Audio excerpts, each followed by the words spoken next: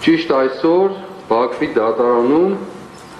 Արցախի Հանրապետության ռազմաքաղաքական ղեկավարությանը ցմահ ազատազրկման են դատապարտել ամոթ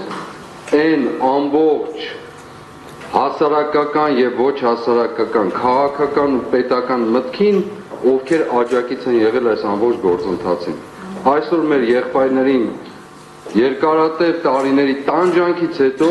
նաեւ ցմահ դատապարտել են բանտարկության,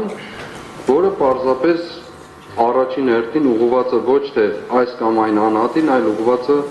հավաքական մեր գոյությանը ընդհանրապես, թե մենք ապրելու իրավունք ունենք կամ ոչ։ Եվ սրա մեջ այս գործընթացը, այս մեր դատական գործընթացը ինչ որ տեղի է ունենում, այն բոլոր դատավորներով հանդերձ, որոնք անցել են այս փուլը, որոնց անունները մեկ-մեկ ես կնշեմ հետագայում,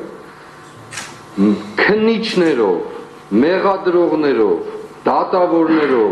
հրահանգ տվողներով, Սաուդյան Արաբիայում կամ որտեղ բանդակներ ստացողներով, Եվրոպայի խորհրդարաններում զրպարտողներով, բոլոր այս համակարգով հանդերձ իրենց պարանոցին է դրված այսօրվա Բաքվի բանտում տեղի ունեցած այդ վերդիկտ կոչվածը։ Եվ ես հայտարարությունս դրա մասին է, ցավում եմ, շատ եմ ցավում, որ մենք ապրում ենք ստրկության եւ գերության այս զազրելի օրերը, ամոթի ու խայտառակության օրերը,